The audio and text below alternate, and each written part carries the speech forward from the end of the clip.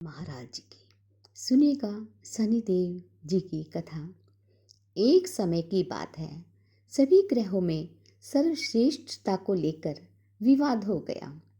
वे सभी ग्रह सूर्य, चंद्र, मंगल, बुध, गुरु, शुक्र, शनि, राहु और केतु इंद्रदेव के पास गए। वे भी निर्णय करने में असमर्थ थे, तो उन्होंने सभी ग्रहों को पृथ्वी पर राजा विक्रमादित्य के पास भेज दिया, क्योंकि राजा विक्रमादित्य एक न्यायप्रिय राजा थे। सभी ग्रह राजा विक्रमादित्य के पास पहुंचे और अपने विवाद के बारे में उन्हें बताया।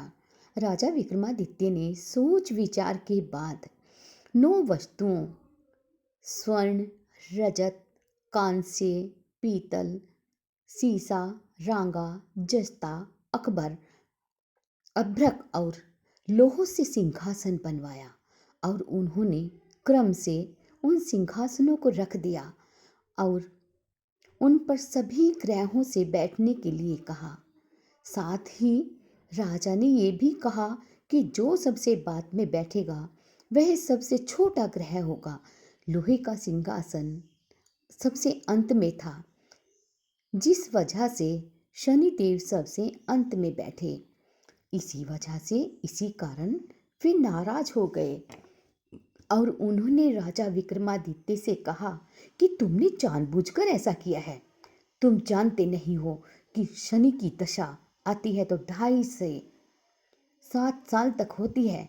शनि की दशा आने से बड़े से बड़ा व्यक्ति भी विनाशकारी हो जाता है, उसका भी विनाश हो जाता है। शनि की 7.5 आई तो राम को वनवास हुआ। रावण पर शनि की महादशा आई तो उसका सर्वनाश हो गया। अब तुम सावधान रहना। कुछ समय बाद राजा विक्रमादित्य पर शनि की महादशा शुरू हो गई। तब शनिदेव घोड़ों का व्यापारी बनकर उनके राज्य में आए।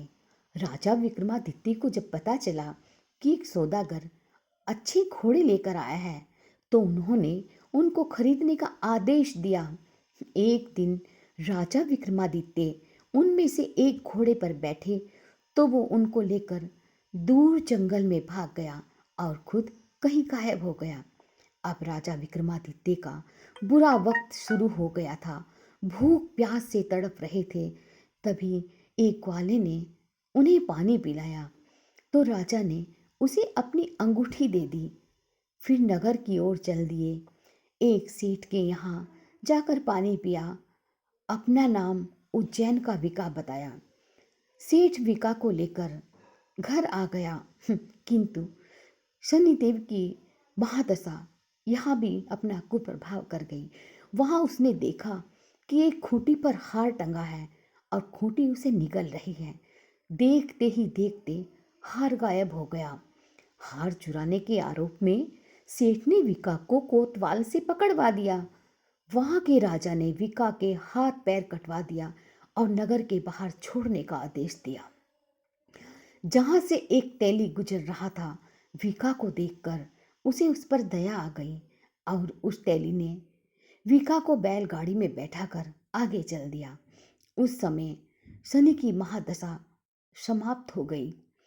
विका वर्षा ऋतु में मल्हार गा रहा था। उस राज्य की राजकुमारी मनभावनी ने विका की आवाज सुनी तो वो मंत्रमुग्ध हो गई और उससे विवाह करने की जिद कर बैठी। हार कर राजा ने अपनी बेटी का विवाह विका से कर दिया। एक रात शनि देव ने विका को स्वप्न में दर्शन दिया और कहा कि तुमने मुझे छोटा कहने का परिणाम तो देख लिया। तब राजा विक्रमादित्य ने शनि देव जी से हाथ जोड़कर क्षमा मांगी और कहा कि हे शनिदेव महाराज, उनके जैसा दुख आप कभी किसी को मत देना। तब श्री शनिदेव जी ने कहा कि जो उनकी कथा का श्रवण करेगा, व्रत रखेगा, उसे शनि दशा में कोई दुख नहीं होगा। शनिदेव ने राजा विक्रमादित्य के हाथ पैर भी वापस कर दिए। जब सेठ को पता चला कि मीका तो कोई और नहीं, वो तो राजा विक्रमादित्य है, तो उसने उनका आदर सत्कार अपने घर पर किया और अपनी बेटी श्री कंवरी से उनका विवाह कर दिया। इसके पश्चात राजा विक्रमादित्य अपनी दोनों पत्नियों मनभावनी एवं श्री कंवरी के साथ अपने राज्य लौट आए, जहाँ पर उनका भव्य स्वागत किया गया। राजा विक्रमादित्य ने कहा कि उन्होंने शनिदेव को छोटा बताया था, जिसके परिणाम स्वरूप उन्होंने इतना दुख और कष्ट झेला, लेकिन लेकिन वे तो सर्वश्रेष्ठ हैं।